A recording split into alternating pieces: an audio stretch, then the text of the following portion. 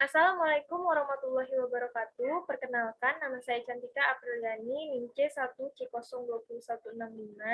Di sini saya ingin mempresentasikan tentang penyusunan anggaran jangka panjang. Pengertian anggaran jangka panjang. Anggaran jangka panjang merupakan bagian dari program, merupakan pedoman penyusunan anggaran jangka pendek, merupakan rincian dari anggaran jangka panjang.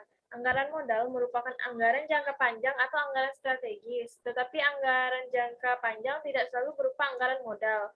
Anggaran modal pada umumnya berupa anggaran untuk investasi produk modal atau aset tetap.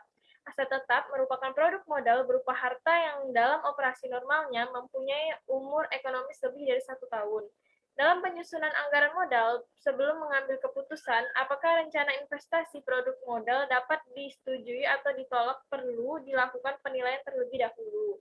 Apakah rencana investasi produk modal tersebut layak untuk disetujui atau harus ditolak karena tidak layak?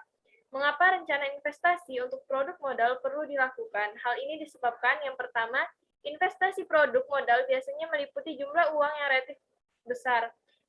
Hasil dari investasi baru diperoleh di masa mendatang.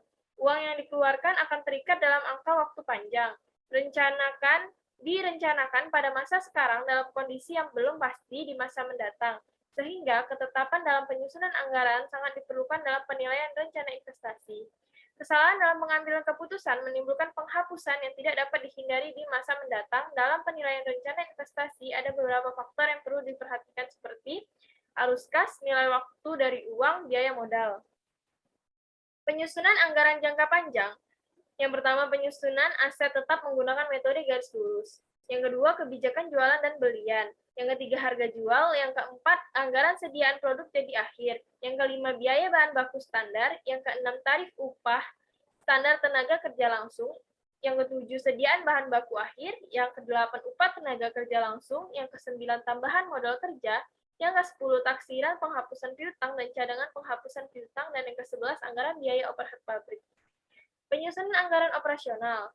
Ada 5, yang pertama anggaran jualan, anggaran produk, anggaran biaya bahan baku, anggaran biaya tenaga kerja langsung, dan anggaran laba rugi.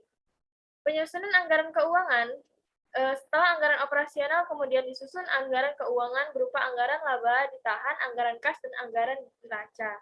Perhitungan arus kas masuk bersih. Setelah selesai menyusun anggaran jangka panjang, kemudian yang menjadi masalah adalah apakah rencana beli aset tetap atau usul investasi tersebut layak atau tidak layak untuk disetujui. Dari aspek keuangan, sebelum menentukan layak atau tidak layaknya usulan investasi untuk disetujui atau ditolak terlebih dahulu, menghitung arus kas masuk bersih. Ada 2 metode dasar perhitungan arus kas masuk bersih. Yang pertama, arus kas masuk bersih tanpa bunga bila usulan investasi dibayar seluruhnya dengan modal sendiri. Yang kedua, arus kas masuk bersih dan bunga bila usulan investasi dibayar dengan utang yang mengakibatkan pembayaran bunga. Kesimpulan, anggaran jangka panjang merupakan pedoman penyusunan anggaran jangka pendek. Anggaran modal pada umumnya anggaran untuk investasi barang modal atau aset tak lancar, yang termasuk anggaran jangka panjang.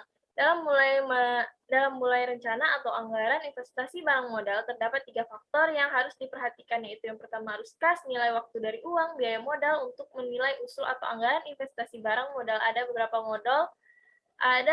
model metode penilaian usulan investasi yang dapat digunakan antara lain. Yang pertama, metode masa pulih, metode nilai sekarang bersih, metode tingkat imbalan internal, metode indeks kemampuan labaan, metode tingkat imbalan akunting. Dari kelima metode tersebut, biasanya metode nilai sekarang bersih atau NSB yang menjadi acuan untuk memilih investasi, kecuali investasi tersebut mementingkan jangka waktu yang pendek, maka digunakan metode masa pulih. Apabila usul investasi dari 2 proyek atau lebih mempunyai NSB yang sama, maka digunakan metode indeks kemampuan. Untuk mengukur resiko dari usul investasi digunakan standar deviasi, nilai bobot, dan koefisien variasi. Semakin besar standar deviasi dibandingkan nilai bobot, berarti semakin besar risiko yang terkandung dalam usul investasi. Semakin tinggi koefisien variasi, semakin tinggi tingkat risiko investasi. Dalam memilih investasi, diambil tingkat koefisien variasi yang rendah atau tingkat risiko investasi yang rendah, walaupun metode nilai sekarang bersih menunjukkan tingkat positif yang tinggi. Baiklah, itu hasil presentasi saya. Mohon maaf jika banyak kesalahan dan kekurangan. Saya akhiri. Wassalamualaikum warahmatullahi wabarakatuh.